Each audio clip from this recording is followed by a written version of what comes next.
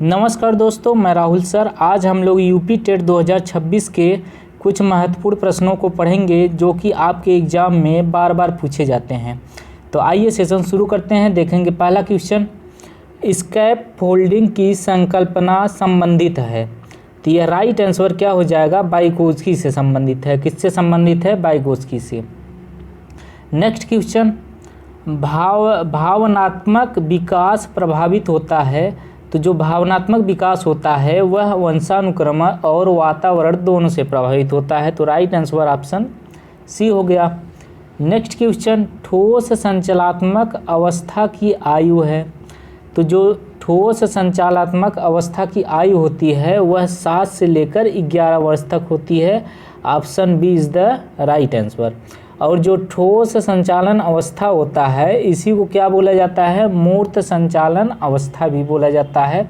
इसको ध्यान में रखिएगा।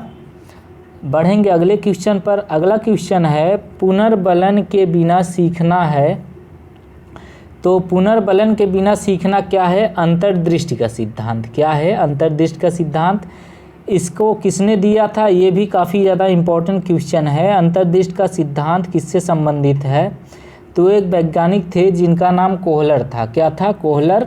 उन्होंने अंतर्दृष्टि का सिद्धांत किस पर प्रयोग किया था ये भी पूछता है। तो किस पर किया था? एक चिंपैंजी नामक बंदर था, उस पर किया था। उसका नाम क्या था? सुल्तान था। तो यहाँ पुनर्बलन के बिना सीखना क्या है? अंतर्दृष्टि अधिगम। यह सूझ का अधिगम भी कहलाता है। तो राइट आंसर ऑप्शन बी अंतर्दृष्टि अधिगम हो जाएगा। नेक्स्ट क्वेश्चन, मानसिक आयु शब्द का प्रयोग किया। तो मानसिक आयु शब्द का प्रयोग किसने किया था? बी ने किया था। Option A is the right answer. Next question, सृजनात्मकता संबंधित है। तो जो सृजनात्मकता होता है वह अपसारी चिंतन से संबंधित है। किससे संबंधित है? अपसारी चिंतन से। तो जैसे मान लीजिए बिंदु है, यहाँ से आप कहीं भी जा सकते हैं खुले में। तो यही क्या कहलाता है? अपसारी चिंतन, कि आप जो है कहीं भी जा सकते हैं एक बिंदु से। अगर अभिसारी चिंतन पूछा जाए तो क्या हो जाएगा? आप किसी एक ही बिंदु पर आकर क्या हो जाए? केंद्रित हो जाए। इसको क्या बोला जाता है? अभिसारी चिंतन बोला जाता है। तो यहाँ इस क्वेश्चन का राइट आंसर क्या हो जाएगा? ऑप्शन ए अपसारी चिंतन। नेक्स्ट क्वेश्चन, अगला क्वेश्चन है, अनुकूलन की समस्या सामान्य है। तो अनुकूलन की समस्या किसमें सामान्य होती है? तो किसमें होती है? एडोलसेंस, किशोरावस्था में। Option A is the right answer. Next question, अगला क्वेश्चन है, सामाजिक अधिगम सिद्धांत किसने दिया था? तो सामाजिक अधिगम सिद्धांत अल्बर्ट बंडूरा ने दिया था। Option A is the right answer. तो बंडूरा का प्रयोग पूछता है, इन्होंने प्रयोग किस पर किया था? तो इनका प्रयोग किस पर था? बेबी डॉल पर। किस पर था? बेबी डॉल पर। तो सामाजिक अधिगम सिद्धांत क्या कहता है? तो जो सामाजिक अधिगम सिद्धांत होता है यह कहता है कि जो छोटा बच्चा होता है वह बड़ों की नकल करके सीखता है। कैसे सीखता है? नकल करके। बड़ों को देखकर अनुकरण करके या नकल करके सीखता है। दोनों एक ही बात है। तो right answer option A Bandura हो जाएगा। नेक्स्ट क्वेश्चन, बुद्धि प्रभावित होती है। तो बुद्धि किससे प्रभावित होती है? वंशानुक्रम और वातावरण दोनों से। तो राइट आंसर ऑप्शन सी हो जाएगा, बोथ ए और बी दोनों। नेक्स्ट क्वेश्चन, अगला क्वेश्चन है, सतत एवं समग्र मूल्यांकन का अर्थ है। तो जो सतत एवं समग्र मूल्यांकन का अर्थ होता है, सभी पहलुओं का सतत मूल्यांकन करना ही क्या कहलाता है? सतत और समग्र मूल्यांकन। Option C is the right answer. Next question, सर्वश्रेष्ठ कक्षा वह है जहाँ क्या शिक्षक हावी हों? यह नहीं होगा।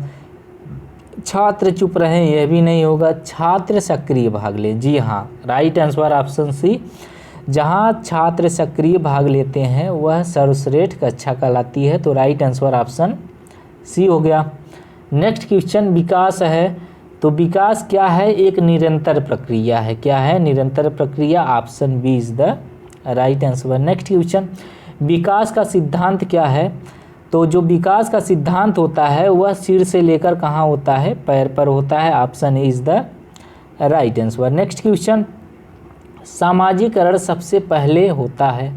तो सामाजिकरण सबसे पहले किसमें होता है? परिवार से होता है। किससे होता है? परिवार से। Option B is the right answer. Next question, शास्त्रीय अनुबंधन किसने दिया था? तो शास्त्रीय अनुबंधन सिद्धांत किसने दिया था? पावलो ने दिया था। Option B is the right answer. Skinner की बात करेंगे, क्रिया प्रसूत अनुबंधन का सिद्धांत दिए हैं। अगर थॉर्नडाइक की बात करेंगे तो प्रयास एवं त्रुटि का सिद्धांत किसने दिया है? थॉर्नडाइक ने दिया है। बंडूरा की बात हमने कर लिया है, तो राइट आंसर ऑप्शन बी हो गया। नेक्स्ट क्वेश्चन, अगला क्वेश्चन है प्रयत्न और त्रुटि का सिद्धांत किससे संबंधित है? तो यह किससे संबंधित है? थॉर्नडाइक से। Option A is the right answer. अगला है बुद्धि परीक्षण सबसे पहले किसने किया था? तो किसने किया था? बीने ने। Option A is the right answer. Next question, प्रेरणा बढ़ाती है, तो प्रेरणा जो होता है वह किसको बढ़ाता है? अधिगम को बढ़ाता है। मोटिवेशन किसको बढ़ाता है? लर्निंग को बढ़ाता है। Option A is the right answer. अगला है सर्वश्रेष्ठ कक्षा है, तो सर्वश्रेष्ठ जो कक्षा होती है वह बाल केंद्रित होती है। क्या होती है? बाल केंद्रित। Option B is the right answer. Next question, एक शिक्षक देखता है कि बच्चा केवल वैक्स की सहायता से समस्या हल कर पाता है, वाइगोत्स्की के सिद्धांत के अनुसार इसे कहते हैं, तो इसको क्या कहा जाता है? निकट से विकास का क्षेत्र बोला जाता है। ZPD को बोला जाता है, zone of proximal development. Option B is the right answer. तो आज के लिए हमने टोटल 20 क्वेश्चन रखा था। अगर वीडियो अच्छा लगे अधिक से अधिक शेयर कीजिए, चैनल को सब्सक्राइब कीजिए। मिलते हैं अगले वीडियो में, तब तक के लिए नमस्कार दोस्तों।